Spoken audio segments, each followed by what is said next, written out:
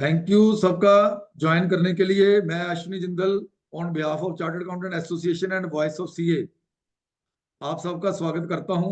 हमारे साथ हमारे आज के फैकल्टी जो आगाज कर रहे हैं इस इनकम टैक्स एक्ट बिल को एनालाइज करने के लिए राजेश मेहता जी इंदौर से जुड़े हुए हैं। हमारे आदरणीय central council member Sanjay Agarwal ji वो भी हमारे साथ जुड़े हुए हैं। नेहा नमस्कार सबको। अग्रवाल, दिनेश शर्मा जी और Gurleen Sahni in the panelist. और किसी ने अगर पैनलिस्ट में आना है तो वो अपना हैंड रेज कर दें। आज मेहता जी ने भी गुरुजी वाली रिक्वेस्ट की है कि मुझे बंदे नजर आने चाहिए, तो अगर किसी ने आना है तो वो तभी आए अगर उन्होंने कैमरा ऑन रखना है, तो वो अपना हैंड रेज कर दें तो हम उनको पैनलिस्ट में कन्वर्ट कर देंगे। मैं आप सबका इस प्रोग्राम में स्वागत करता हूं जो हमने इनकम टैक्स बिल के ऊपर, ये हमारा पहला प्रोग्राम है, पहला प्रोग्राम इन द सीरीज। तो इन आने वाले टाइम में हम इसके ऊपर काइंड ऑफ सीरीज ही लेके आएंगे कि डिफरेंट वे से आपको हम ये डिफरेंट प्रोग्राम हम लेके आते रहेंगे regarding the new income tax bill. जो मेहता जी ने एक वो स्लोगन दिया व्हाट इज न्यू, कि उसमें नया क्या है। जहां वो जो कहावत है कि जी बोतल नई है लेकिन शराब पुरानी है, तो ओवरऑल तो ऐसे ही है इनकम टैक्स एक्ट। लेकिन फिर भी हम इनके मुख से देखेंगे कि सिंपलीफाई करते करते कहीं उन्होंने लैंग्वेज को ऐसा तो नहीं कर दिया कि हमारे फेवर वाली चीजें बाद में पता चले कि वो हाथ से गई और डिफिकल्ट हो गई, और मतलब जो क्लैरिटी थी in the favour of assessee उसको उन्होंने डी क्लैरिफाई कर दिया, ताकि उससे कल को और झगड़े बढ़ेंगे और हमें और दिक्कत होगी।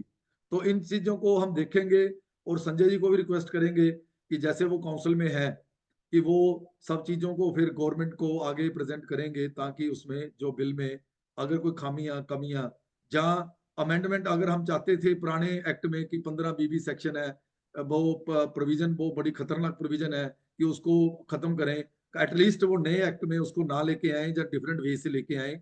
इन सब चीजों के ऊपर भी हम मतलब एक रिप्रेजेंटेशन बना के संजय जी को देंगे और गवर्नमेंट को भी देंगे, ताकि वो आने वाले बिल में इसको मतलब सारा मॉडिफाई करें। तो जैसे मैंने सुबह भी अनाउंस किया कि अपडेटेड प्रोग्राम में पहले तो हम डे फिक्स कर रहे थे इंस्टेड ऑफ डे। जैसे जैसे हमारी फैकल्टी इसके ऊपर अपना प्रिपेयर करती रहेगी, एनालिसिस करती रहेगी between the two bills, between the act and bill, जो ओल्ड एंड न्यू, तो हम वैसे ही प्रोग्राम रखते रहेंगे आप सबके लिए। इसके अलावा अभी बैंक ऑडिट जैसे आने वाले हैं, अभी ये तो पता नहीं कितने % लोगों को आएंगे, लेकिन उसके ऊपर भी एक दो प्रोग्राम हम जल्दी ही प्लान करेंगे बैंक ऑडिट के ऊपर। देन जैसे मैंने पहले भी कहा है जीएसटी ट्रिब्यूनल के ऊपर हम एक मॉक ट्रिब्यूनल टाइप एक्सरसाइज कर रहे हैं कि हम उसको कैसे अंजाम दें, तो उसके ऊपर भी वर्किंग कर रहे हैं बड़ी जल्दी। उसके ऊपर भी वुमेन डे के ऊपर भी 8 तारीख को प्रोग्राम प्लान कर रहा हूं। मैंने अभी एक दो जगह पे अप्रोच किया है कि स्मृति ईरानी जी को, जहां पंजाब से कोई मिनिस्टर जो वुमेन मिनिस्टर है, तो उनको अप्रोच करने के लिए कहा है कि अगर वो हमारे साथ ज्वाइन कर सके तो वुमेन डे के दिन हम आप लोगों की उनके साथ इंटरेक्शन कराने की कोशिश करेंगे। अगर कोई भी वुमेन जो लीडर है वो हमारे साथ ज्वाइन कर जाते हैं तो 8 तारीख को वो भी उनकी कन्वीनियंस के हिसाब से टाइम हम अनाउंस करेंगे। इसके अलावा और भी बहुत प्रोग्राम हम आने वाले टाइम में लेके आएंगे आपके लिए इंटरेक्शन के लिए। मैं स्टार्ट करने से पहले संजय जी को कहूंगा कि वो 2 शब्द अपने मेंबरों के साथ शेयर करें। Thank you Ashwini ji. As always, Voice of CNC Association comes in the first. So I welcome the speaker of the day, Rajesh Mehta ji. We were there till 2:30 discussing on various clauses in the shoot, and I am continuing because we have to send a presentation to the Lok Sabha Secretariat as we have a select committee meeting on 6th March. So I also welcome Neha Agarwal, Secretary, Joint Secretary of the Voice of CA. I also welcome Dinesh Sharma ji, our former council colleague in the Regional Council, and Gurneet Sahni ji from the branch of the Jalandhar branch, and the team Voice of CA controlling the control room. Mehta Saab is always there to deliberate with all the members of the Voice of CA and we have done excellent job when the changes in the charitable provision scheme. And this year also, as we know that a lot of changes are coming in the income tax bill, so dissection or deep dive of the capital gain to the extent possible, I think Mehta ji will continue, and I will like to take a leave, and I will rejoin after some time because we have to finalize the uh, PowerPoint presentation as well as material.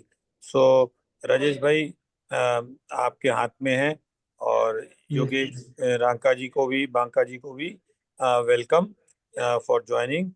And once again, please note down the suggestion, if at all, Neha, if Rajesh bhai is making, so that when the bigger presentation goes from ISFCA or from the issue, then we take care of all those provisions. Thank you very much.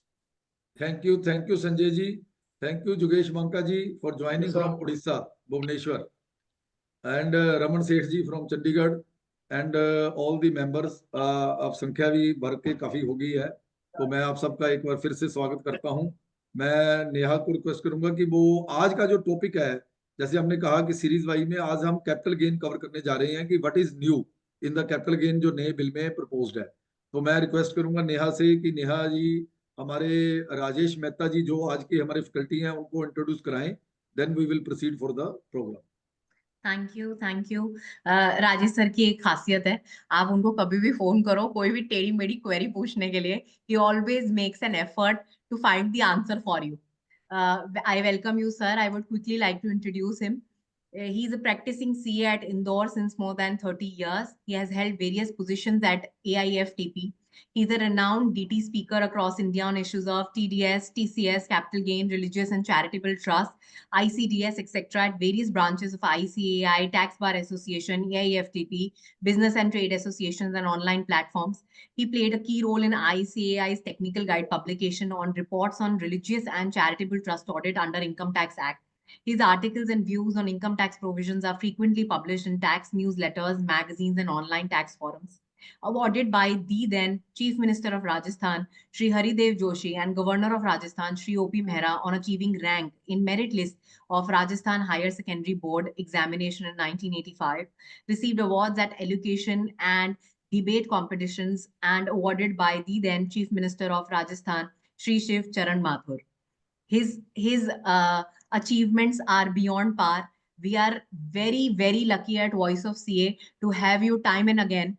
आप हमारे को अपनी knowledge share करते हैं, उसके लिए thank you so much sir. Thank you for making out the time for us today.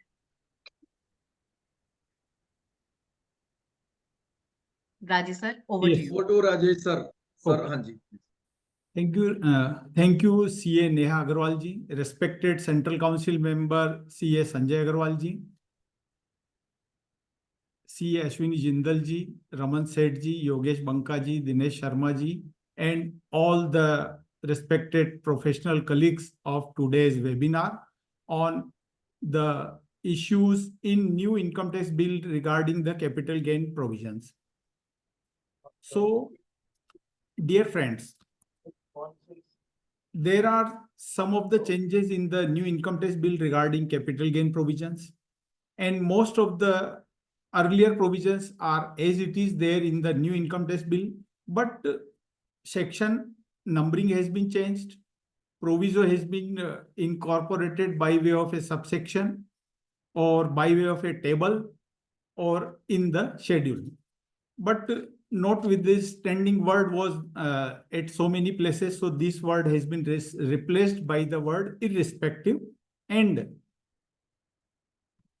proviso explanation has been removed from this new income tax bill, and to make it easier and easy to understand, the language has also been tried to be simplified. So dear friends, there is a provision of joint development agreement taxation under the capital gains. So earlier in the Income Tax Act 1961, there is section 45 subsection 5A.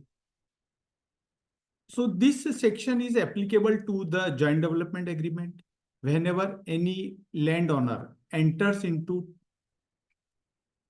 to develop his land by way of a developer, then this, if there is a specified agreement and the landowner sell his ratio of the property received by him only after issue of the completion certificate, then he can take the advantage of the section 45(5)(a). In that case, he is required to pay income tax liability, capital gain tax liability only when he get the possession. If the landowner sell his share just before or at any time before the issue of the completion certificate, then he will be out of provisions of section 45(5)(a), and then he will have to pay tax at the time of handing over of the possession of the property to the flat buyers or to the developer. So, what is the sale consideration in the hands of the landowner regarding the joint development agreement? So in the assessment year 2024-25, there was one small amendment, but an important amendment regarding the full value of the consideration. Earlier to assessment year 2024-25, what was the full value of consideration? Any amount received by the landowner in cash and received in kind was the full value of the consideration. So any amount received by way of check, by way of online RTGS was not treated as a full value of consideration under section 45(5)(a). So there was an amendment in assessment year 2024-25. So by this amendment, they had made an amendment that if there is any cash or check or online RTGS payment, all these will be forming part of the full value of the consideration as well as the full fair market value, stamp duty value of the property received in kind. So he may receive the flats or he may receive the commercial shops, etc. from the developer. So again, I am repeating that full value of consideration is cash, check, RTGS and anything received in kind, that is a flat or commercial shops. Now, section 49 subsection 7 is earlier. So in this new income tax bill, this 45 subsection 5A is numbered as clause 67 subsection 14. So now it is renumbered as clause 67 and subsection 14. And in the new income tax bill, there is clause 73 and at the table there is serial number 20. So earlier similar section was there, section 49 subsection 7. So section 49 subsection 7 says that whenever the landowner sell his portion received by him in future, what will be the cost of acquisition of that portion? So 49 subsection 7 as well as new income tax bill clause 73 serial number 20 of the table under the clause number 73. It says full value of consideration treated under section 45(5)(a) will be the cost of acquisition. So generally, whenever you sell any flat or any commercial building which was received by you from the developer, the stamp duty value of the property received by you will be treated as cost of acquisition. But section 49 subsection 7 says full value of consideration treated under section 45(5)(a) will be cost of acquisition. So whatever cash you have received, whatever check you have received, whenever you will sell the property, then all these will be treated as a cost of acquisition. Say for example, the landowner has handed over his land to the developer. Developer has given him rupees 1 crore as a check and 1.5 crore, 2 flats have been received by him which are valued at rupees 1.5 crore. So 1 crore check received and 1.5 crore flats have been received. And after 2 years of the completion, the landowner sell his share of flats. So flats were purchased by him flats were allotted to him at a cost of rupees 1.5 crore. After 2 years, he is selling these flats at a sale value of rupees 3 crore. So what will be the capital gain?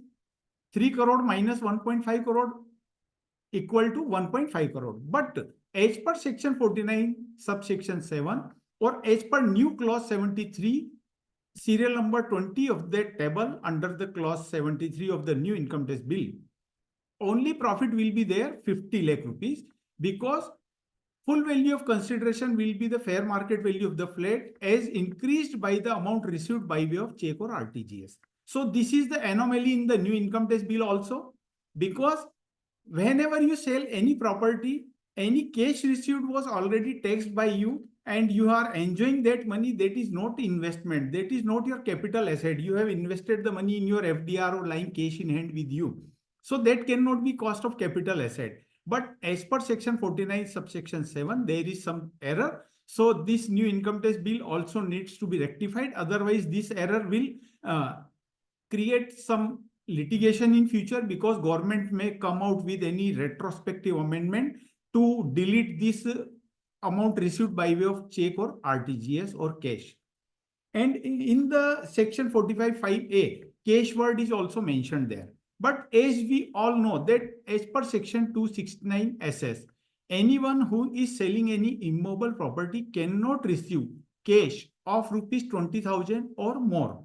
So anyone who is the seller of immobile property can receive cash of rupees 19,999 only. If he receive more than 20,000 or 20,000 or more cash, then he may have to face penalty under section 271D. So cash cannot at all be received.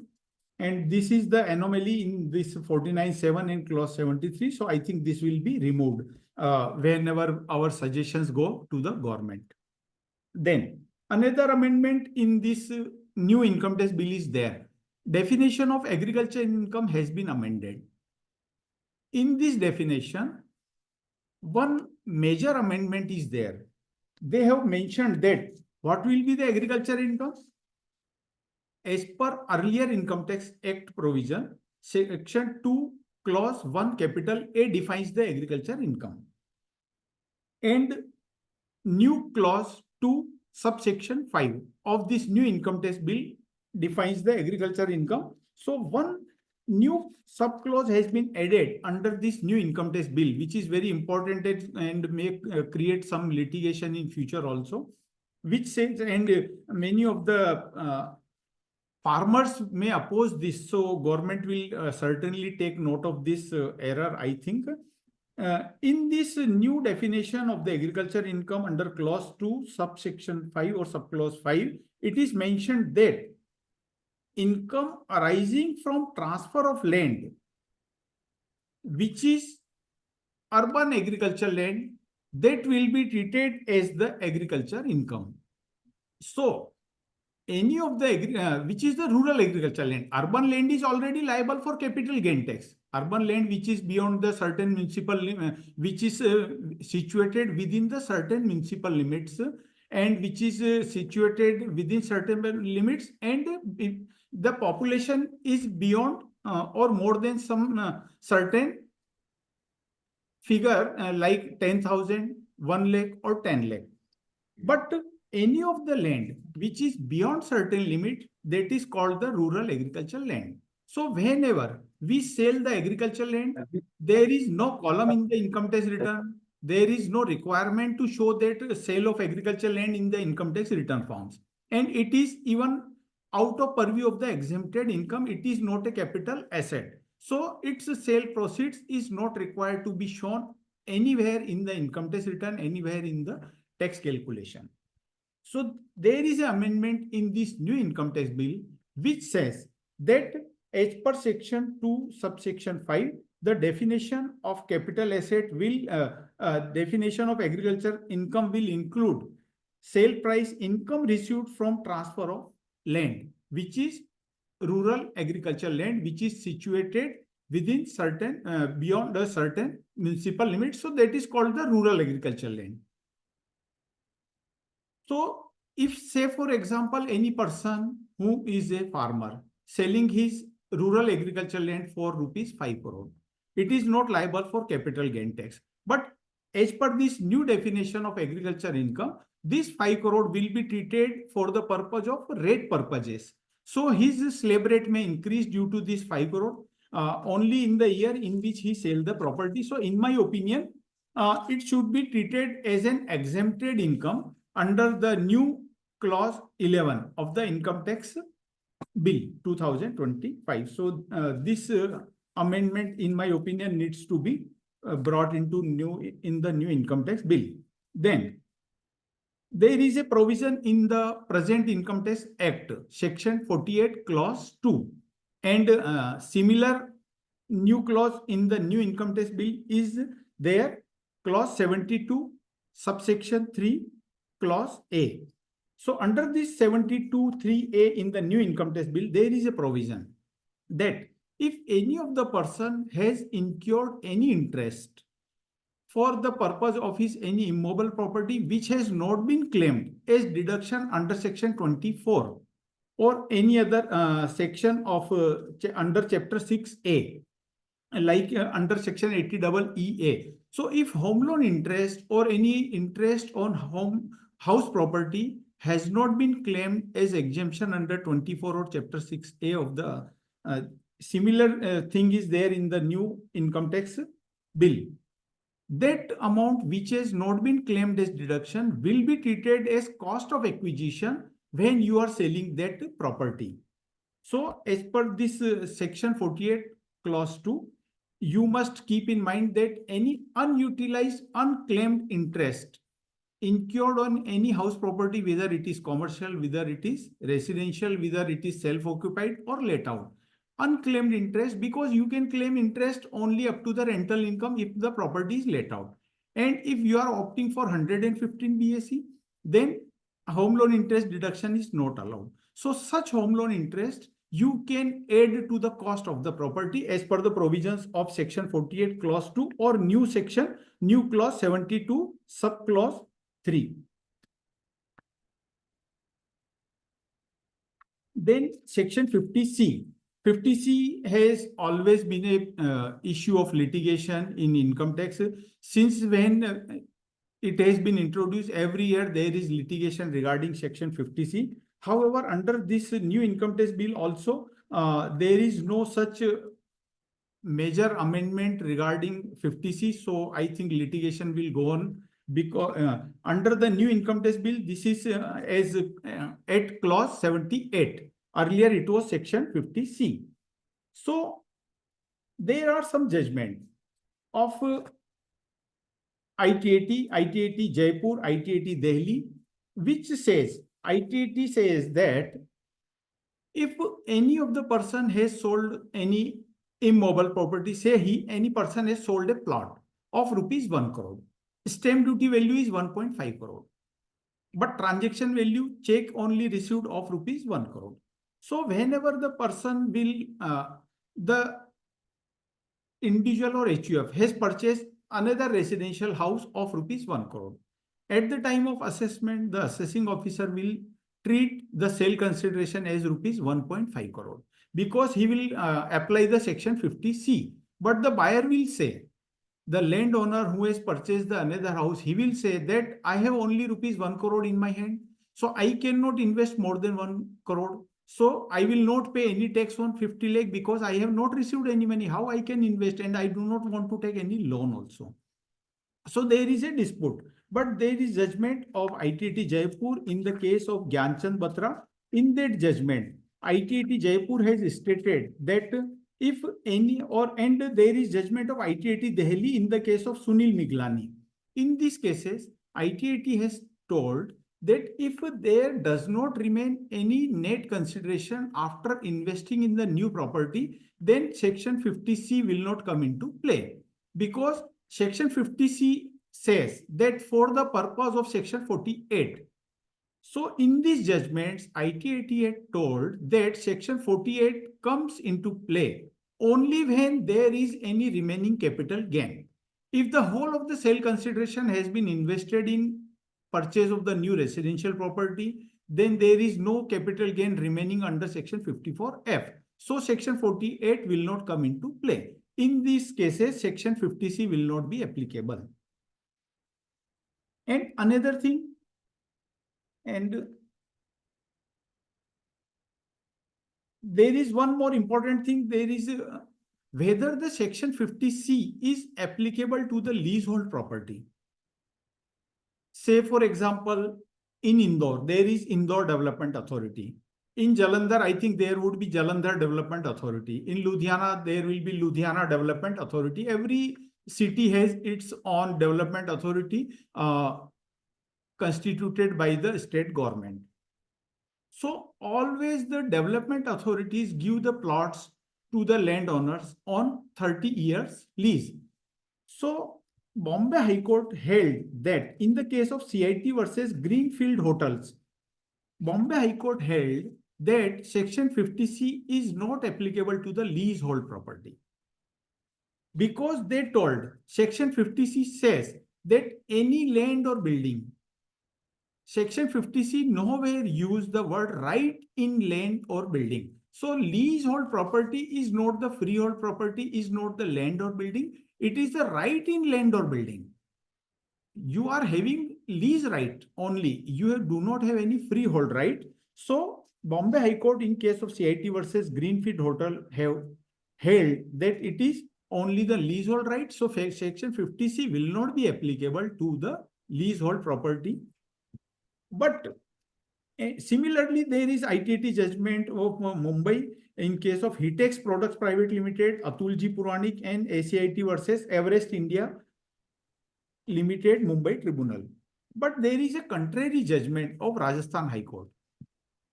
In the case of Ramjilal Meena versus ITO of the year ITA number 53/2018.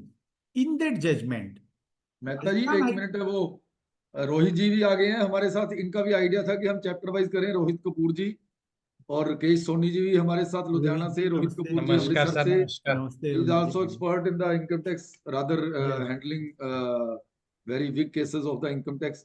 And और हमारे साथ जीवन खन्ना जी जो बाद में join किए हैं, मैं उन सबका भी स्वागत करता हूँ सीए एसोसिएशन की तरफ से. Kindly sir please continue. अभी रोहित जी का भी नेक्स्ट इनसे डिस्कस करके तो मैं जल्दी ही अनाउंस करूंगा कि नेक्स्ट सेशन हमने किसके ऊपर रखना है, कौन से चैप्टर के ऊपर. Thank you, sir. Thank you. So Rajasthan High Court have told that section 50C is also applicable to the leasehold right. If it is not made applicable to the leasehold property, then most of the property in India will come out of the provisions of section 50C. And the Rajasthan High Court has also discussed the judgment of Greenfield Hotel Bombay High Court and then told that leasehold right is equal to land or building and it should be treated under section 50C also. But there is a recent judgment of ITT Delhi in case of Shivdeep Tyagi Ghaziabad versus ITO. The judgment is dated 18th June 2024 and this judgment was based on again ITT Delhi judgment Noida Cyber Park Private Limited 123 taxman.com 213. In this judgment also ITT has held that leasehold right cannot be covered under section 50C because it is not a freehold and they have referred to section 54G. In that case, there is a 54D. In case of 54D, they have under this section 54D, right in land or building word is mentioned. So ITAT has told that similar language is not there under section 50C. Right in land or building is there under section 54D, but right in land or building word is not there under section 50C. So they have held that leasehold right is not covered under 50C. So under this new income tax bill, under clause 78 also, land or building word is only there, right in land or building also not there. So we may advise, but subject to litigation at higher level. Our client may have to face litigation and whatsoever will be the decision, what the court will follow, they may follow the either Bombay High Court or they may follow either the Rajasthan High Court. Or if the jurisdictional High Court is there, then or any other, if other than jurisdiction High Court, then beneficial provision which is applicable to the assessee. So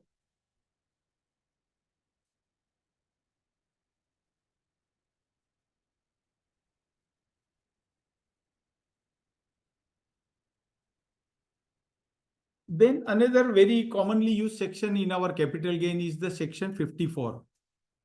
And the new clause is 82 under the new income tax bill 2025.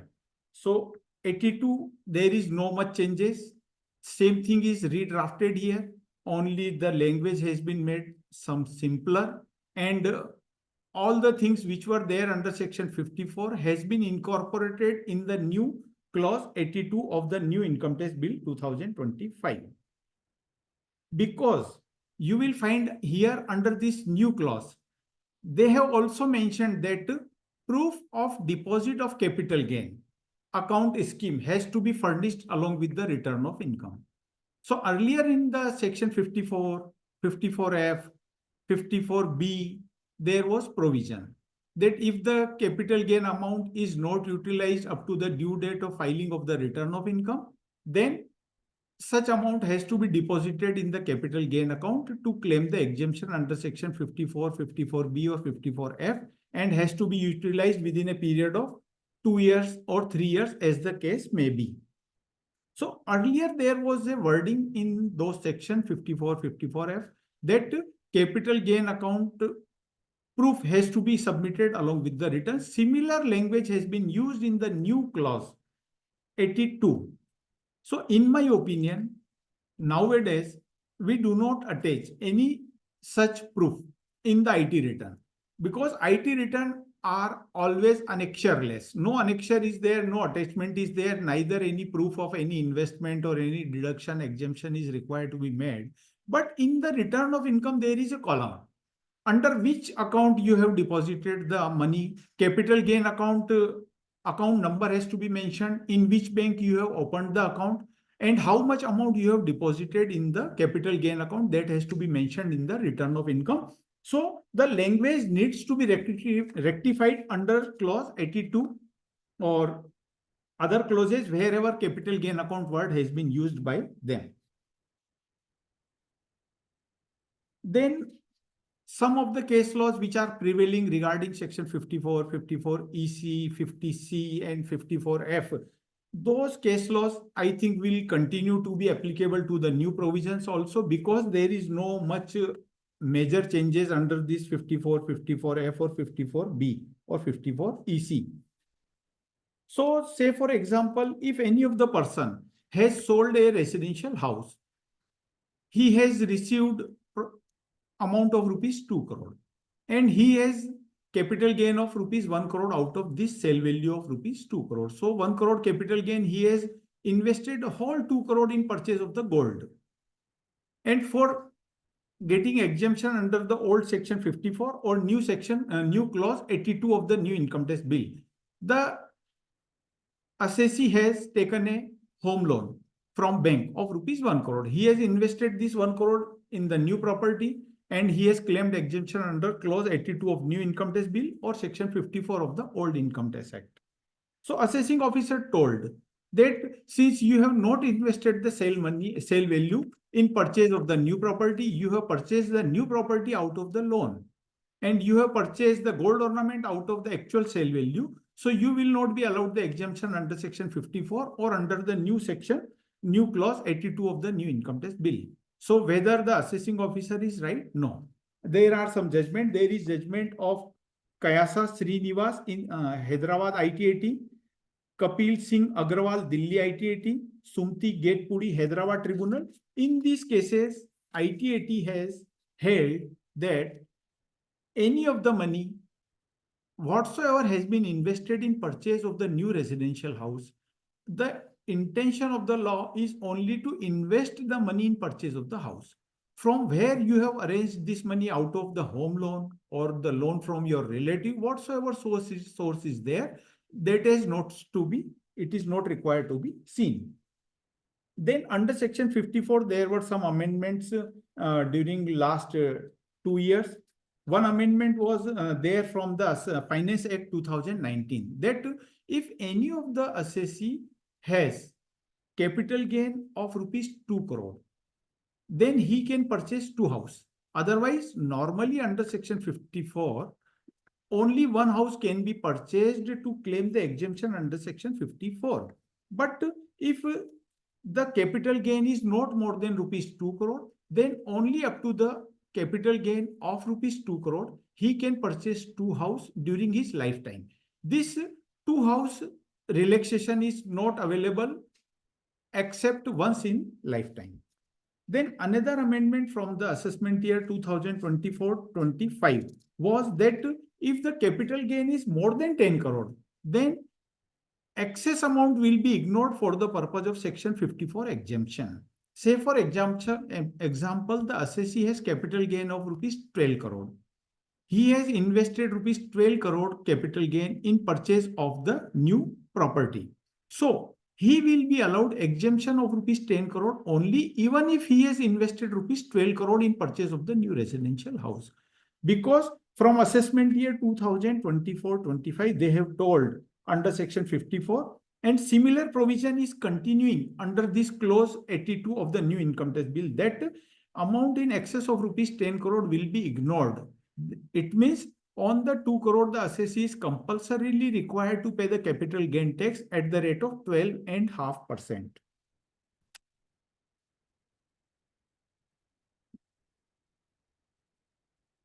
Then section 54B.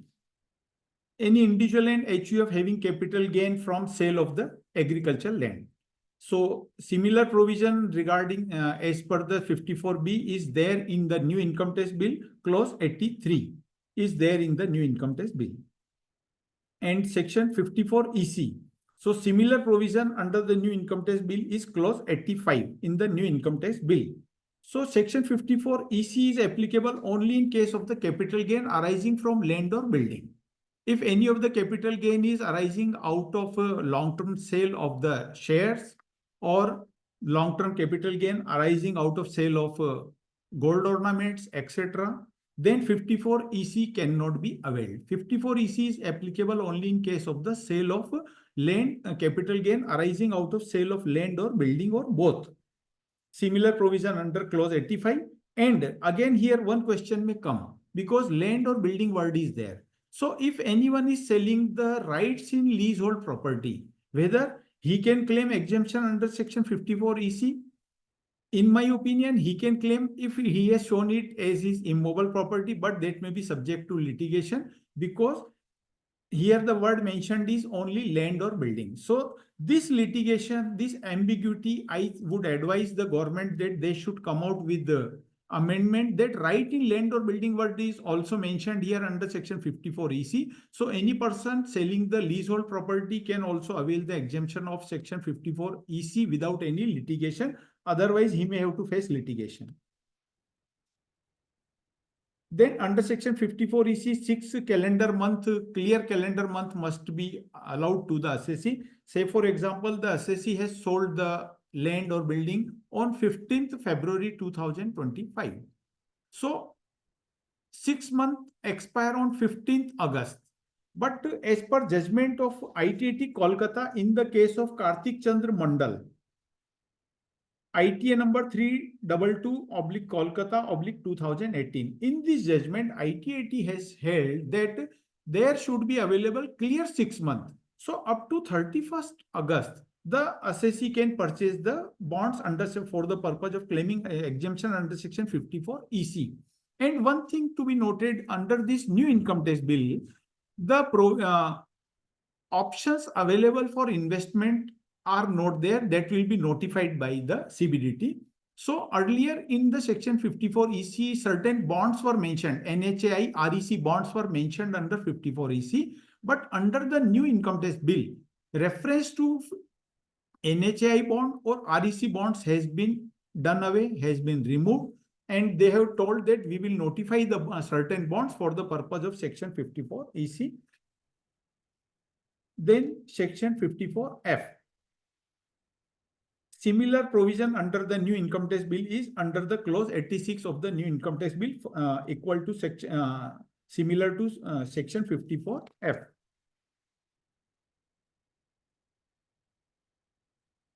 So under this 54F, there was a provision from assessment year 2024-25 that if the sale value of the property is exceeding 10 crore, and the amount invested in purchase of the new residential house is more than 10 crore, then amount in excess of 10 crore will have to be ignored to claim the exemption under section 54F.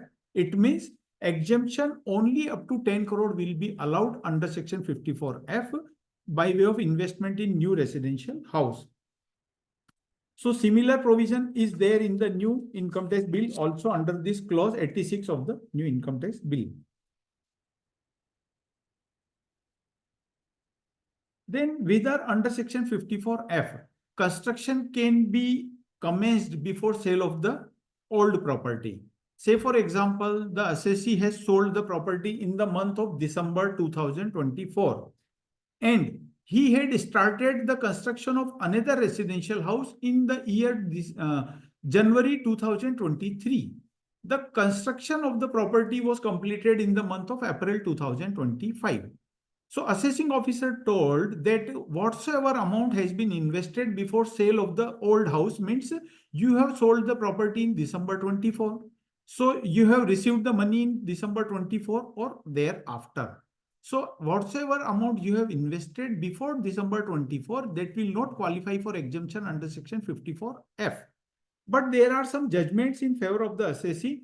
In the case of Srimati Shantaben P. Gandhi, Gujarat High Court, CIT versus H.K. Kapoor, Allahabad High Court, and CIT versus J.R. Subramaniam Bhatt, Karnataka High Court, and so many other judgments also. Delhi High Court, CIT versus Bharti Mishra, other Madras High Court, CIT versus R. Srinivasan. In this case, High Courts have held that commencement of construction can be started before sale of the original asset. But construction should complete within 3 years from the end of the from the date of sale of the property. So the property has been sold in December 24. So construction must complete within 3 years means December 27. So commencement date is not relevant, date of completion is relevant. So these have been held in these judgments. Then whether the construction is not completed within 3 years due to some or any other reason. He sold the property in December 24. Construction should have been completed up to December 2027. But due to financial problems, the construction could not be completed, but substantial amount has been invested in construction of the new house. Whether he will be denied exemption? No. His exemption will not be denied, but amount invested within 3 years will be allowed for the purpose of exemption under section 54F. There is a judgment of Karnataka High Court in case of CIT versus Sambandam Uday Kumar, 2012, 19, taxman.com 17. And another judgment of Madras High Court in the case of Sardarmal Kothari, 302 ITR 286. So if the intention of the assessee is to construct the residential house, but due to some genuine reason he could not construct, then all the amount invested within 3 years should be allowed as exemption under section 54F. Then so these judgments will continue to be applicable under the new income tax bill also, because nothing contrary has been given in the new income tax bill regarding these provisions. Whether new asset can be in the name of wife? Yes. If assessee wants to purchase, he can purchase in the name of the wife. But this may be subject to litigation. So far possible, do not purchase. But due to any reason, if you are purchasing in the name of wife, on the basis of judgments of Punjab and Haryana High Court, in case of CIT versus Gurnam Singh, Madras High Court, CIT versus V. Natarajan, and Delhi High Court in case of CIT versus Kamal Bahal. In this judgment, they have held that you can invest in the name of wife for the purpose of claiming exemption under section 54F.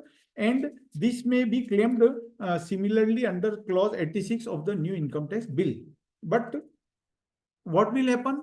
We don't know, because under the new income tax bills also, it is not mentioned that you can purchase the property in the name of wife for the claiming exemption 54F. This is only on the basis of assumption and principle of natural justice, etc.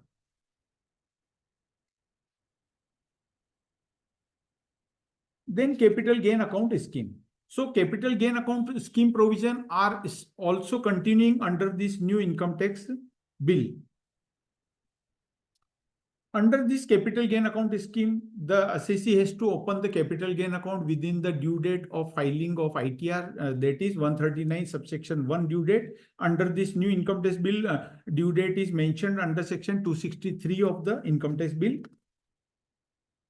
So, whether the capital gain account can be opened even after the due date of filing of the return of income. However, actually there cannot be any such relaxation, but there are some judgments which have hold that the capital gain account can be opened even after due date of 139(1). There is a judgment of CIT versus K. Ramchandra Rao 2015 56 taxman.com 163 Karnataka High Court. In this, it has been held that associate has invested in construction of the residential house. So exemption under section 54F can be allowed, even if amount has not been invested under the capital gain account. But we should advise always to deposit the capital gain account in the capital gain account. But if due to genuine error, the assessee could not deposit and but invested in purchase of the new house or construction of the new house, then he may be allowed exemption as per this judgment of CIT versus K. Ramchandra Rao, Karnataka High Court. Then there is another judgment of CIT versus Miss Jagriti Agrawal, 2011 339 ITR 610 Punjab and Haryana High Court. In this case also, High Court has held that if the amount in the capital gain account has been deposited beyond 139(1) due date, but within 139 subsection 4, it means before 31st December, but after 31st July, but before 31st December, if the amount is deposited in the capital gain account, even though exemption will not be denied. So similar benefit can be or similar case law is applicable in the new income tax provisions, new income tax bill. Then if the capital gain account is there, the assessee is aged about 95 years. He has deposited 5 crore in the capital gain account in the month of July 2025. But suddenly in the month of December 25, the assessee has deceased. Then after death, whether legal heir of the assessee is required to invest in purchase of the residential house or in construction of the house? No. The legal heir is not required to make compliance of the capital gain account. They can freely use this money for whatsoever reason. There is a CBDT circular of circular number 743, 6th May 1996. In this judgment, CBDT has clearly stated that in case of death of the assessee, capital gain account scheme amount deposited is not required to be invested and the legal heir can use that money for any other reason.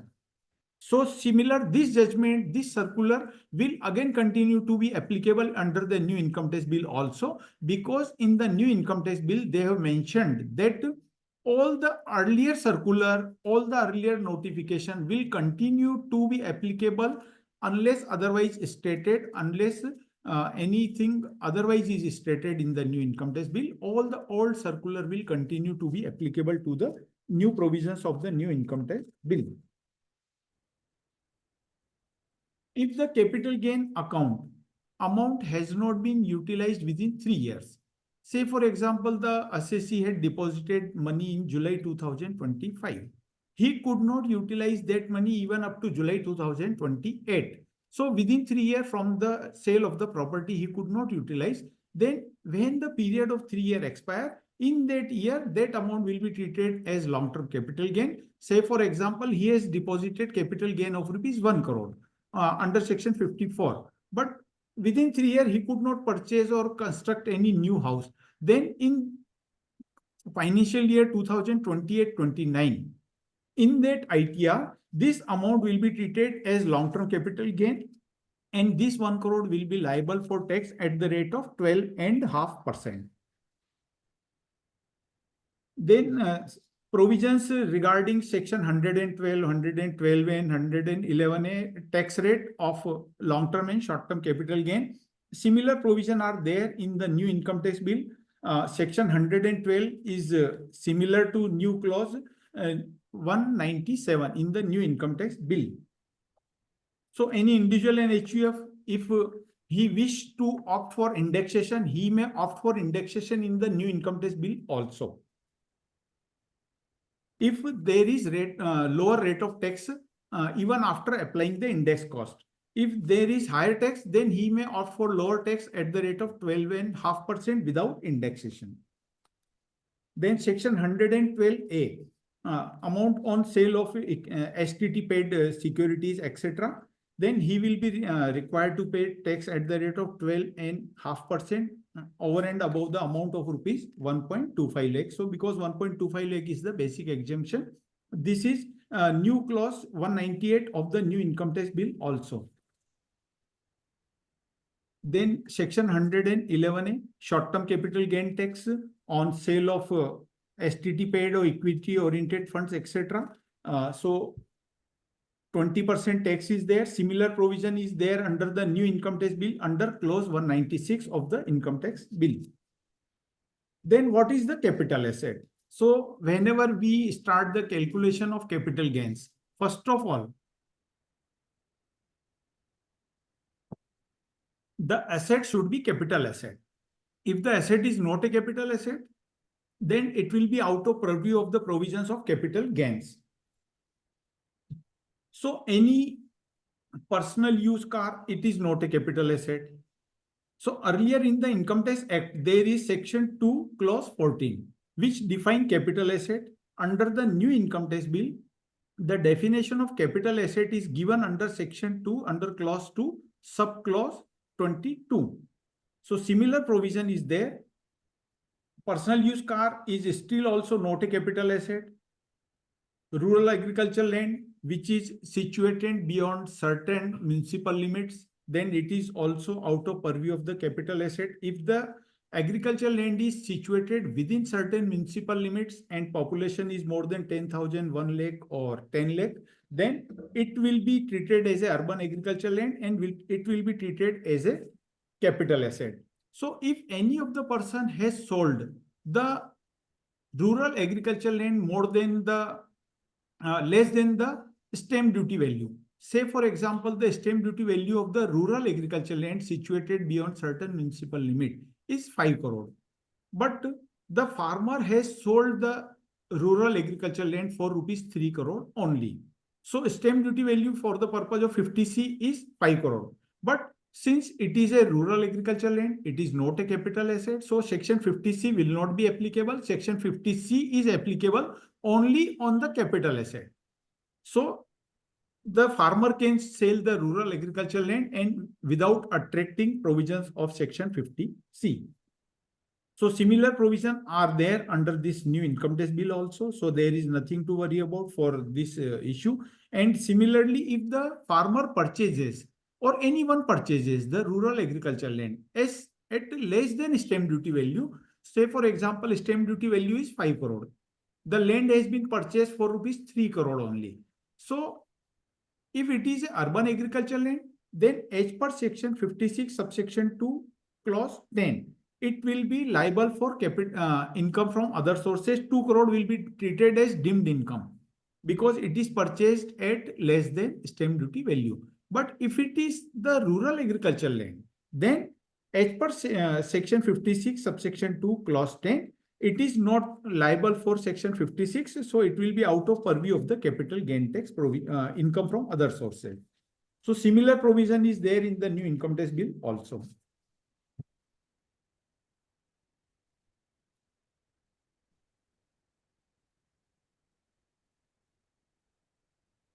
Then forfeiture of advance money. If anyone has sold any immobile property made into an agreement, but that agreement was not finally executed. Say, for example, the transaction was of rupees 5 crore. The seller has received 1 crore as an advance, but the buyer did not come, so the seller forfeited amount of rupees 1 crore. So whether this 1 crore is to be reduced from the cost of acquisition? No. Earlier, under section 51 of the Income Tax Act, it has to be reduced from the cost of acquisition. But from the assessment year 2015-16, there has been introduction of section 56 subsection 2 clause 9. So similar provision is there under the new income tax bill.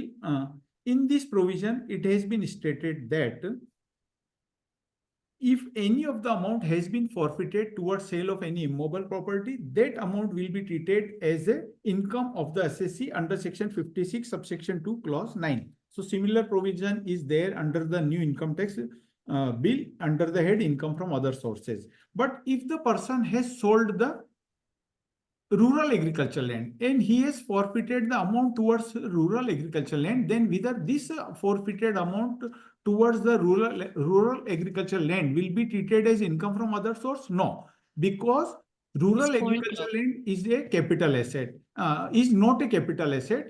Only urban agricultural land is a capital asset. So any amount forfeited towards sale of rural agricultural land is out of purview of income from other sources under the new income tax bill also. Then section 55 subsection 2 clause A and the provisions similar to 55 are there in the new income tax bill under clause 90 of the new income tax bill. This defines the cost of acquisition. So what will be the cost of acquisition in case of if there is widening of the municipal limit? So the farmer is thinking that his agricultural land is the rural agricultural land.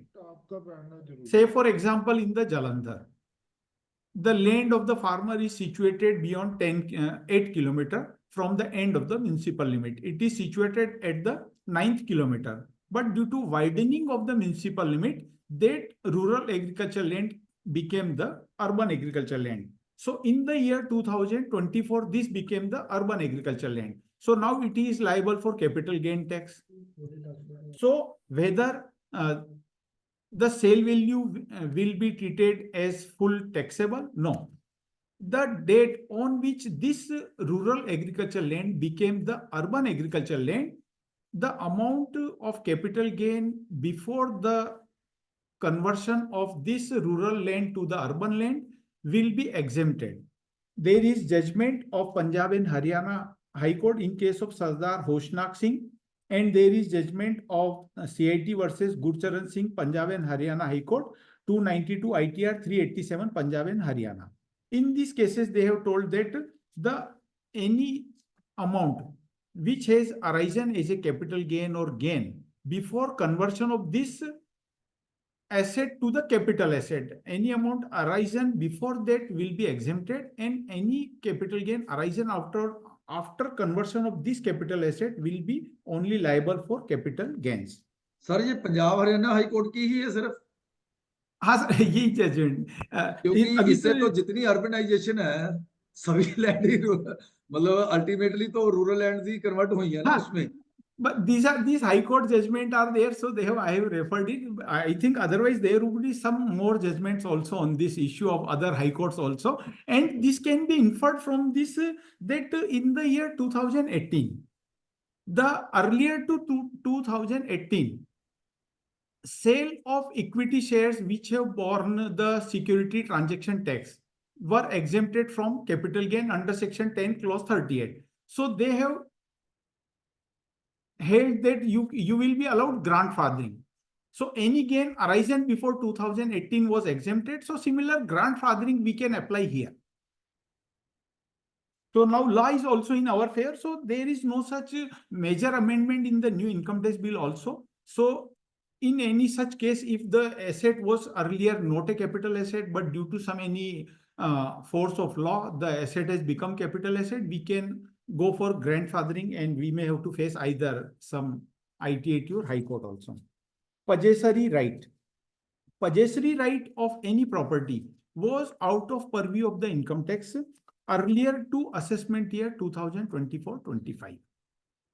But from the assessment year 2024-25, they have made one amendment, because earlier to assessment year 2024-25, during last so many years, every year government in the income tax, some of the asset used to be treated as intangible asset, used to be treated, specified that its cost of acquisition will be treated as nil.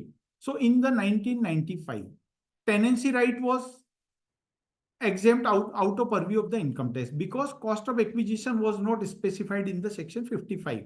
So In the 1995, in the Income Tax Act, it was specified that cost of acquisition of tenancy right will be deemed to be nil. So after that, the cost of acquisition of tenancy right was taken to be nil, and whatsoever amount is received, that will be treated as a long-term capital gain. Or in the year 2018, goodwill of a profession. Goodwill of profession was earlier out of purview of the Income Tax Act, because under the Income Tax Act, it was under Section 55, it was mentioned that goodwill of a business, cost of acquisition of goodwill of a business will be deemed to be nil. But under this provision, it was not mentioned that cost of acquisition of goodwill of profession will be deemed to be nil. So in the year 2018, it was also mentioned that cost of acquisition of goodwill of business or profession will be deemed to be nil. So thereafter, goodwill of a profession also become taxable, and cost of acquisition was to be taken to be nil. So possessory right was not there in the mention. So if any person has done encroachment, say for any example, is the very highly valuable property has been encroached by some person, and whenever the landowner wanted to evacuate him, the person who has done the encroachment, he asked for an amount of rupees 1 crore, that kindly give me 1 crore, then only I will vacate this property. So the 1 crore received by him was out of purview of the income tax. There is a judgment of CIT versus Appu Kutti 2001 171 CTR Karnataka, Kerala 145, and 2002 253 ITR 159 Kerala. In this judgment, and there are so many judgment also regarding possessory rights, that any amount received towards possessory right was out of purview of the income tax, because under Section 55, its cost of acquisition is to be taken to be nil. It is a intangible asset, so its cost of acquisition will be taken to be nil was not mentioned in the provision. So in the year 2024-25, they have removed all ambiguities, and they have mentioned that the cost of acquisition of all intangible asset which you have not purchased will be deemed to be nil. So now onwards, whatsoever any intangible asset, its cost of acquisition will be deemed to be nil. And similar provision is there under the clause 90 of the new income tax bill. So any of the intangible asset which you have not purchased, its cost of acquisition is deemed to be nil. So you will be liable for capital gain tax. Then another provision is Section 50. But the person who is paying it, जिसने पे किया उसके लिए तो His cost cost of में add हो acquisition, जाएगी, he will, हाँ, his cost of improvement. It will cost of be improvement में आ जाएगी ना. cost of तो बट improvement. इसको तो हम कैश भी पे कर सकते हैं, ये तो 269 एसएस और टी में नहीं आएगी ना. No, it will be covered. But नहीं, नहीं. 269 ST may covered. It will be covered under 269 ST. But उसमें 2 lakh ट्रांसफर or कहाँ more. है? उसमें It तो is ये not तो cash. immobile property, and the court may say that it is towards immobile property. However, you have not transferred the property, but it is on account of possession of immobile property, or if it is not covered under 269 SS, but it will certainly go into 269 ST. Back dating में कुछ नहीं कर सकते. So Section 50C is the depreciable asset. Any amount received towards the sale of depreciable asset, if the block of, there are two conditions. The block of asset has been nil, all the assets in the block have been transferred. And another condition, some of the asset in the block has been transferred, but some of the asset are there, but there is capital gain. So earlier to this income tax bill, there is some very typical amendment in this new income tax bill under this new clause 74 of the new income tax bill, and the earlier provision was under Section 50C of the Income Tax Act. So Section 50 says that any capital gain arising out of depreciable asset will be treated as a capital gain arising out of transfer of a short-term capital asset. So there was a judgment of CIT versus Assam Petroleum 2003, 262 ITR 587 Guwahati High Court. In this judgment, Guwahati High Court has held that if you have sold a land or building or factory building, so any amount arising out of this is a long-term capital gain, because Guwahati High Court has held that Section 50C is for the method of computing the capital gain. and note about determining nature of capital gain.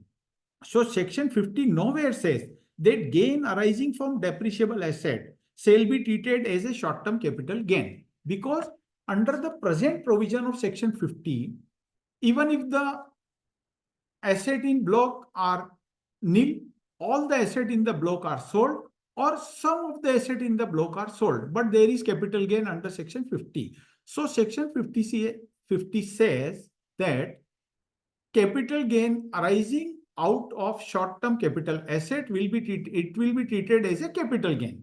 Any gain arising out of sale of depreciable asset will be treated as a capital gain arising out of transfer of short-term capital asset. So it is mentioning only capital gain. It does not say it will be treated as a short-term capital gain. It does not say it will be treated as a long-term capital gain. However, in the definition part of the Income Tax Bill and Income Tax Act, short-term capital gain means any gain arising out of sale of short-term capital asset. But under this provision of section 50, it is mentioned only capital gain. It does not say short-term capital gain. So Guwahati High Court told that here under 50 only word mentioned is capital gain. But there has entered into some anomaly in the new income tax bill. Under the new clause 74 of new income tax bill, they have made some differentiation either due to oversight. It says that if the block of asset is there, then it will be capital gain arising out of short-term capital asset. So old provision has been continued. If block is there, some of the asset in the block are there. But if there is no asset in the block as per the new income tax bill sections, clause 74 subsection 3, new clause 74 subsection 3, it says that if there is no asset in the block, then any gain will be treated as a short-term capital gain arising out of short-term capital asset.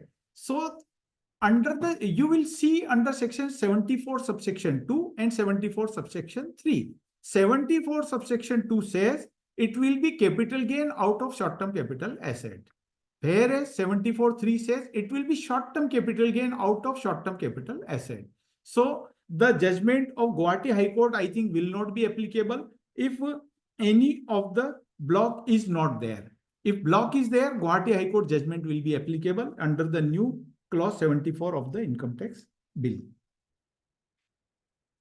And there is Bombay High Court judgment also. CIT versus S Builders Private Limited, 144 Taxman 855 Bombay High Court. In this case also Bombay High Court held deeming fiction of section 50 does not state that deeming provision of section 50 are not only restricted to 48 and 49, because but the provisions of section 50 are only restricted to 48 and 49. So it does not extend to 54 EC. Or it does not extend to 54F. But now under section 54 EC, under the new income tax bill also, again there has been some change. Under 54 EC, earlier there was provision that capital gain arising out of long-term capital asset. But now under this new income tax bill, for the purpose of 54 EC, they have mentioned that long-term capital gain. So there will also be some problem in the new 54 EC. So depreciable asset, in my opinion, will have to be treated as a short-term capital gain, not as a long-term capital gain. And no 54 EC or 54F similar exemption will be available. Then compulsory acquisition of immovable property. There is RFCT LAR Act, as we all are known. So as per RFCT LAR Act, section 96 of RFCT LAR Act says that if the assessee receives any compulsory acquisition amount due to acquisition under RFCT LAR Act, then it will be out of purview of the income tax as per section 96. But RFCT LAR Act provision is relaxation is neither there in the old income tax act, and new income tax bill also there is no mention of this thing in the new income tax bill also. So there may be some future in either amendment regarding this RFCT LAR, because in the new income tax bill at least there should have been some relaxation. that any amount received from RFCTLAR compulsory acquisition should be out of purview of income tax.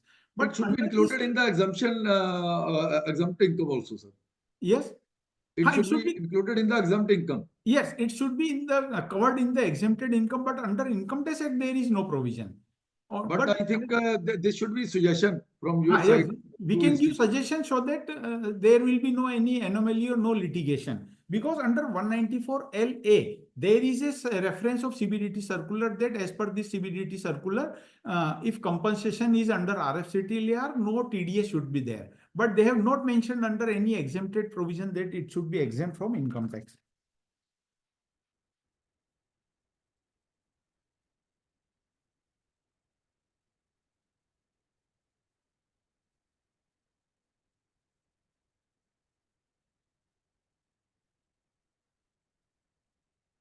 So one or two small things I would like to now discuss.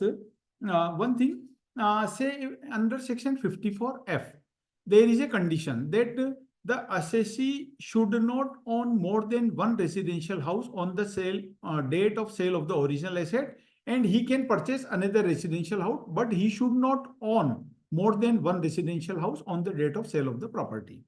So there is a judgment of ITAT Mumbai in the case of Abdul Rahim Suleiman Ghaswala, Mumbai, versus DCIT ITA 3177 Mumbai, 2023, assessment year 1617, dated 1st January 2024.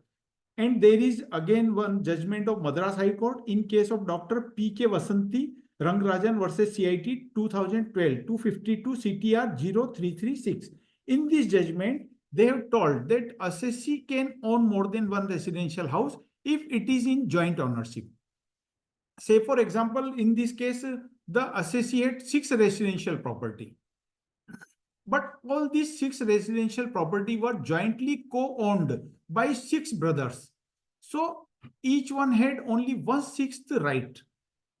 So before the assessing officer, before the appellate authority, the assessee told that section 54 says that the assessee should not own more than one house. He told, I do not have any house of one, which is one. Because one is different and 1/6 is different. So he told, I have no complete house in my own name. I have everywhere joint ownership. So I am not complete owner of single house.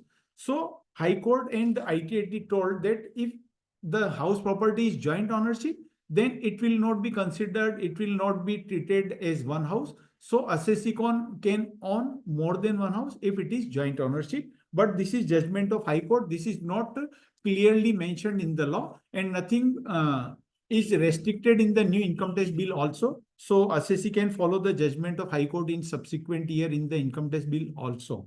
But this will be subject to again litigation. So I think, sir, these were the some of the discussion regarding capital gains. And so now I hand over the mic to Ashwini ji. And one thing, sir, one small thing I would like to mention here. Even in the new income tax bill, for the purpose of deciding whether the land is rural or urban, we have to see the population of that village. So population is 10,000, 1 lakh and 10 lakh. So which year population has to be taken? The census which have been announced, which have been notified before the year, just before the year in which the property is sold.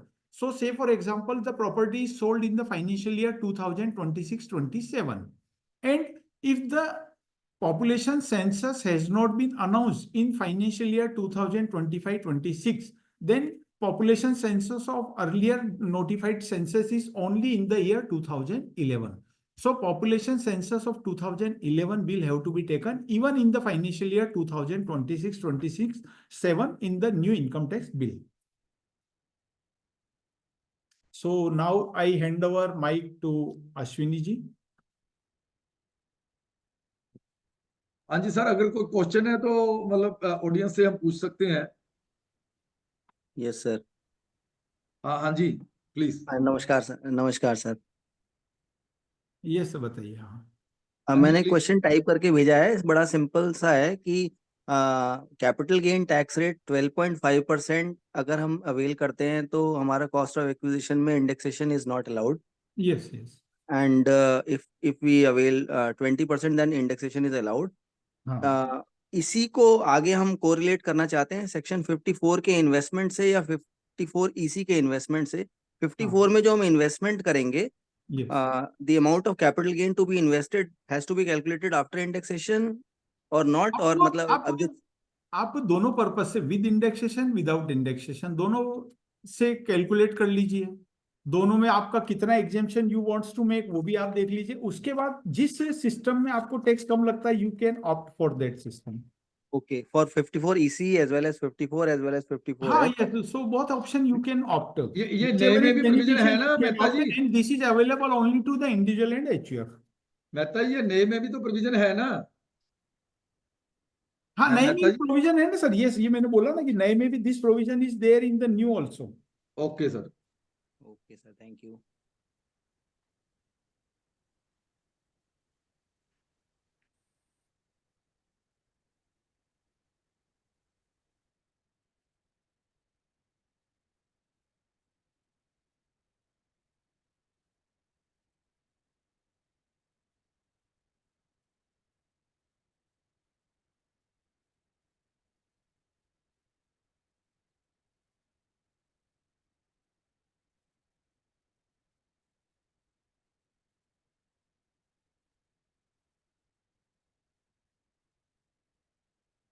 एक question मैंने यहाँ chat box में देखा कि 56(2)(10) में rural agriculture land का कोई case law उन्होंने मांगा है। तो there is a judgement of ITAT Jaipur, उसमें उन्होंने ITO वर्सेस त्रिलोकचंद सेन का जजमेंट है। उसमें उन्होंने कहा है कि 56(2) अर्लियर वो सेक्शन था 56(2)(7)B that is applicable to the rural agriculture land. फिर ITAT पुणे का भी एक जजमेंट है, मुबारक गफूर कोराबू। उस जजमेंट में भी उन्होंने कहा है कि रूरल एग्रीकल्चर लैंड के ऊपर सेक्शन 56(2) लागू नहीं होगा। 56(2) फिर ITAT जयपुर ने वापस फेवर में जजमेंट दे दिया एक। वो जजमेंट उन्होंने 8 जून 2020 को दिया जयपुर में फेवर में। वो था Premchand Jain versus ACIT ITA number 98/जयपुर 2019। उसमें उन्होंने कहा है कि section 56(2) is not applicable to the rural agriculture land if it is purchased less than stamp duty value. So ITAT judgments are in favor of the assessee.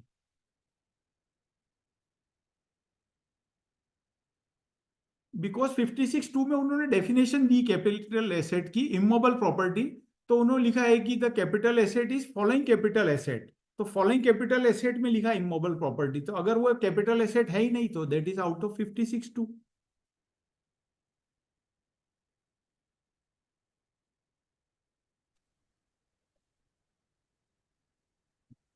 Sandeep Badwa ji, हाँ जी sir, question पूछिए जी। Good evening to all. हाँ जी, good sir evening मैंने एक sir. Question अपना भेजा है, वैसे तो अपना Q&A में। मेरा एक ओल्ड टैक्स रिजीम के अंदर कुछ अगर लॉसेस पड़े हुए हैं तो न्यू टैक्स रिजीम में वो अलाउड होंगे, और अपना न्यू बिल के अंदर भी अलाउड होंगे या नहीं? मिलेंगे ना, ऑल लॉसेस तो आपको मिलेंगे। Only we can claim depreciation, that? Additional depreciation के कारण से अगर कोई लॉस है तो वो नहीं मिलेगा आपको। नहीं, कैपिटल लॉस वाला, कैपिटल गेन का लॉस है, कैपिटल लॉस भी कैपिटल उसमें सेट ऑफ होगा, दैट कैन वो आल्सो मिल बी जाएगा? Set of. वो तो एज इट इज ही आएगा सर, उसमें थोड़ी कोई दिक्कत आनी है। नहीं, मैंने कहा कोई टैक्स में रूल में कोई चेंज तो नहीं है ना? नहीं नहीं नहीं, उसमें कोई चेंज नहीं आएगी सर। ठीक है, ठीक है, थैंक यू। सर मैं जीवन खन्ना बोल रहा हूँ जी। हाँ जी। जीवन खन्ना। हाँ जी Khanna ji. Sir in case of joint development हाँ जी, agreement, हाँ जी sir. what joint development agreement, yes, what will be the cost of acquisition of land developer, whether it will be a business income or a capital gain to him also? in my opinion it is a capital gain because the landowner is not doing the business. Business means he is regularly purchasing the property, regularly selling this. So however this is subject to litigation, but if he has only one property and he has handed over to the developer, so he is not doing business. Business is being done by the developer, so he is only one property. I am talking about land developer. It will be a business income for developer. Sir, developer is by default a business. How he can use the Yes. capital gain? Developer But is if by a- default business income. If you already said it is a disputed, if he is No. Regarding landowner, if sometimes many a times landowner, I am talking about the landowner. If he is also doing in the routine case, he is buying the property and giving it to the land developer as a joint. If he is doing business, then it will be out of purview of 45(5)(a) itself, because Yes, that's what 45(5)(a) I am is saying. applicable to capital asset. If they are giving 45(5)(a) some is applicable to consideration, then capital it's gain and okay. capital. Yes. If it is by the way of share of profit, then it will be a business income, of course.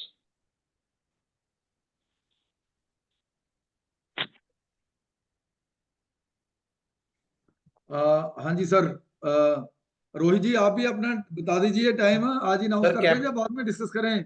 नहीं sir, ऐसा कर लेते हैं 22 के बाद रख लो, मैंने ना बाहर जाना है बीच में।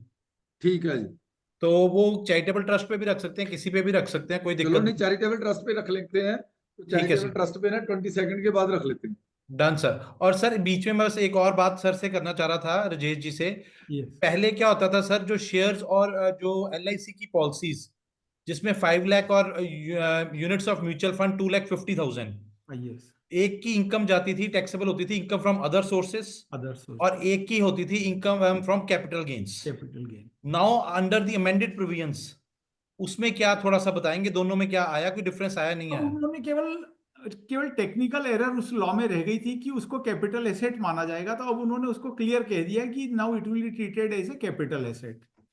तो जो नया सेक्शन 67 है, मतलब इस फाइनेंस बिल में भी अमेंडमेंट हुआ। फाइनेंस बिल 2025 जो पेश किया उन्होंने, उसमें भी उन्होंने इसमें अमेंडमेंट किया, और जो इनकम टैक्स का नया जो सेक्शन है, सेक्शन 67, उसके अंदर 67 जो क्लॉज 67 है, उसका सब क्लॉज 5, सबसेक्शन 5, इसका उसमें मतलब उन्होंने उसको रेफर कॉरस्पॉन्डिंग किया हुआ है। 56 में भी अमेंडमेंट करनी जरूरी थी ना, 56 to 13 जो भी सेक्शन था रेलिवेंट, वहां बिकॉज तो वहां जो only relevant portion will be treated as income from other source, तो वहां तो ऑलरेडी लिखा था। बट जो कैपिटल गेन है, उसमें उन्होंने इनकम की डेफिनेशन में उसको नहीं कवर किया हुआ था, तो इनकम की डेफिनेशन में भी उन्होंने बता दिया कि इसके थ्रू जो कैपिटल एसेट से जो भी होगा, that will be treated as a capital gain. So minor amendment is there, so it was I like drafting error. तो फाइनेंस बिल 25 में सुधारा उन्होंने इसको, और सेक्शन 67 जो नया इनकम टैक्स बिल का, उसमें भी उन्होंने as it is they have mention under subsection 5 of 67।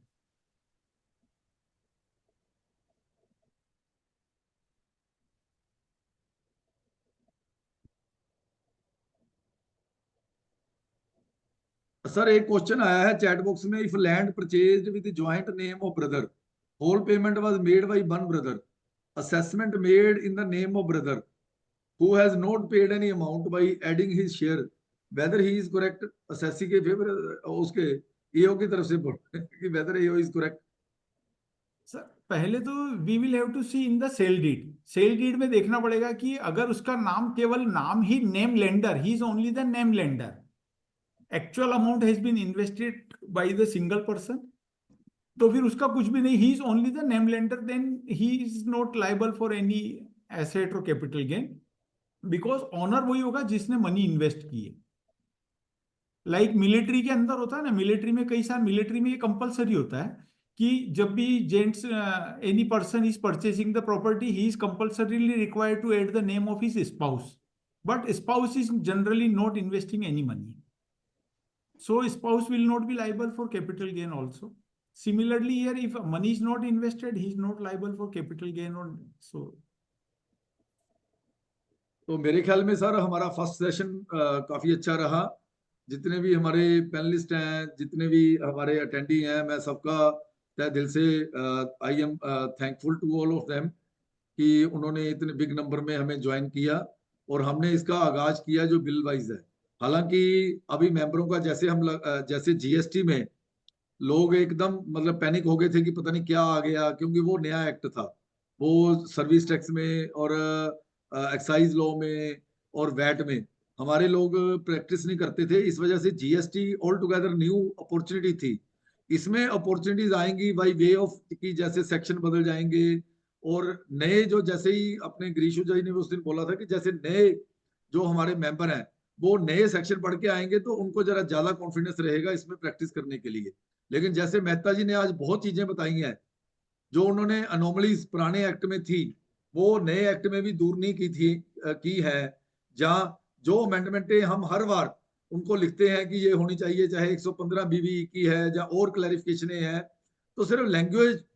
और इसमें मैं रिक्वेस्ट करूंगा आने वाली फैकल्टीज को भी और मेहता जी को भी कि ये जरूर देखें कि जो लैंग्वेज जिन्होंने सिंप्लीफाई की है उसके कारण असेसी को कहीं नुकसान तो नहीं हुआ कि उन्होंने अपनी, जैसे मैं एक सेक्शन पढ़ रहा था, मेरा एक 263 में केस भी चल रहा है, उसमें जैसे 80JJAA में, और सॉरी 36 क्लोज 17A-D, उसमें एनबीएफसी के लिए provision for bad and doubtful debts में it is very much clear कि जो वो प्रोविजन है before allowing any deduction under this clause as well as under chapter 6 से उसकी कैलकुलेशन होनी है।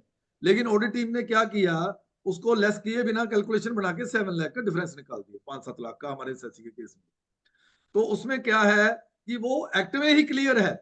तो अगर ऐसी चीज को हम सिंपल करके लिख देंगे कि before allowing any other deduction, तो इन्होंने तो क्लेश डालना ही है कि जी इस वाली डिडक्शन लेस करके मिलनी है, वो डिडक्शन की बात कर रहा है चैप्टर 6A की ओनली।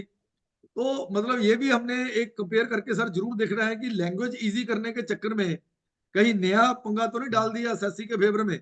जो हमारे फेवरेबल चीजें थी लैंग्वेज इजी करने के चक्कर में उसमें नई अनोमली ना आ गई हो। और ज्यादा लैंग्वेज इजी करते करते मेरे को लगता है जो लिटिगेशन वाले हैं उनकी दुकान चलेगी, तो इसमें और इंटरप्रिटेशन इश्यूज आएंगे। क्यों मेहता जी, ऐसा ही है कुछ? अब देखते हैं सर, अभी स्टडी रोज जारी है। So let us every day check what are the anomalies, what are the mistakes, what are the favourable and what are unfavourable things. हाँ जी, हाँ जी, चलो thank you very much sir, thank you for Ashwini the sir, एक nice और बात calibration. बताना चाह रहा हूँ जो अभी आया ना कि भी आपको 87A लॉन्ग टर्म में नहीं मिलनी और 111A में नहीं मिलनी।